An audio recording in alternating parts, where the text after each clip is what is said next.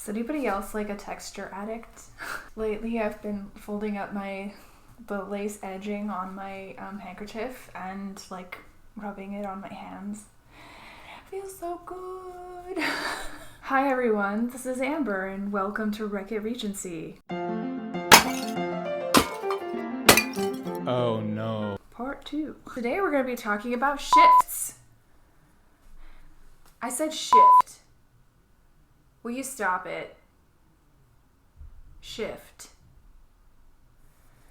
Anyway, what that thing basically is an undergarment, the thing closest to your skin. Looks like a nightgown, kind of like a kamicha. Pretty much, actually very much like a kamicha, only kamichas tend to have long sleeves. And a lot of Regency styles have that very short sleeve, so that's one of the things I had to pay attention to when I was making mine. How short are you going to make your sleeves, and make sure that your shift isn't too long, otherwise it's going to start peeking underneath. So starting out, let's talk a little bit about research, how I made this thing. After asking my obsessed humans,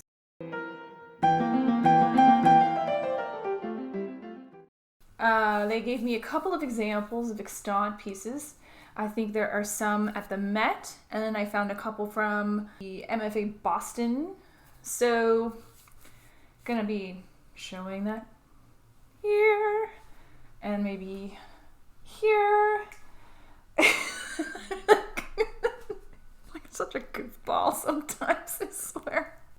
This entire video is just gonna be me laughing. I gotta admit, I've reached my limit on like energy.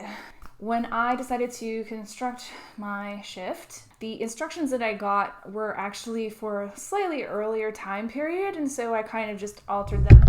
Oh my god, that was my mic. Hold on. After looking at a lot of the examples like 3 examples of shifts, I decided on one that was seemed like the simplest, which is doing the drawstring neckline and then altering the sleeves on a more 18th century pattern in order to sort of suit the fact that I'm probably going to have shorter sleeves than they would in the 18th century. Probably gonna be that way, yeah. And then kind of started to use my construction techniques that I already knew from making smocks and shifts from the 16th century.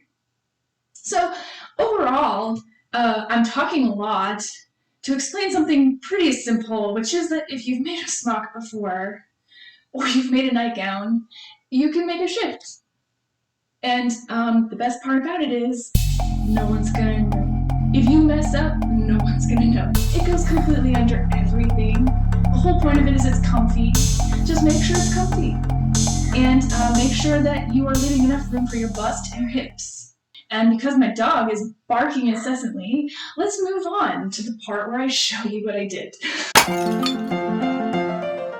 I decided to use this making an 18th century shift instructions thing. It's totally free.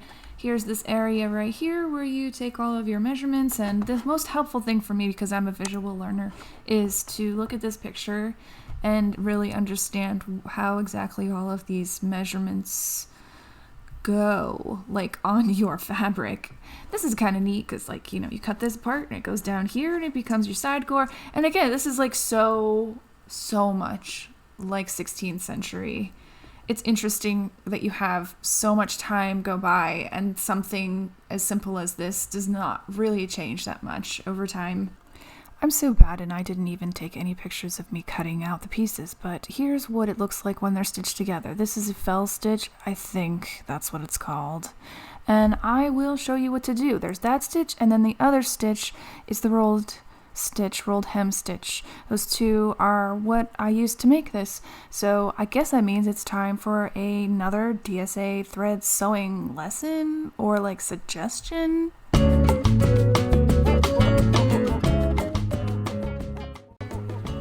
Alright, here you can see that I've already done a running stitch, and then I fold over the fabric, the seam allowance, and it gets rid of all those rough edges, and then you just whip that down.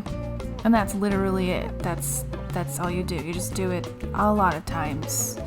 And I would suggest going to Burnley and Trowbridge. If you don't know anything about that company, you should go check them out right now. I'm using their linen thread, and then also they have tons of videos, and they just did like a whole series on making a smock for the 18th century, but a lot of that stuff applies, including how on earth you do the sleeve gussets. Those are fun too.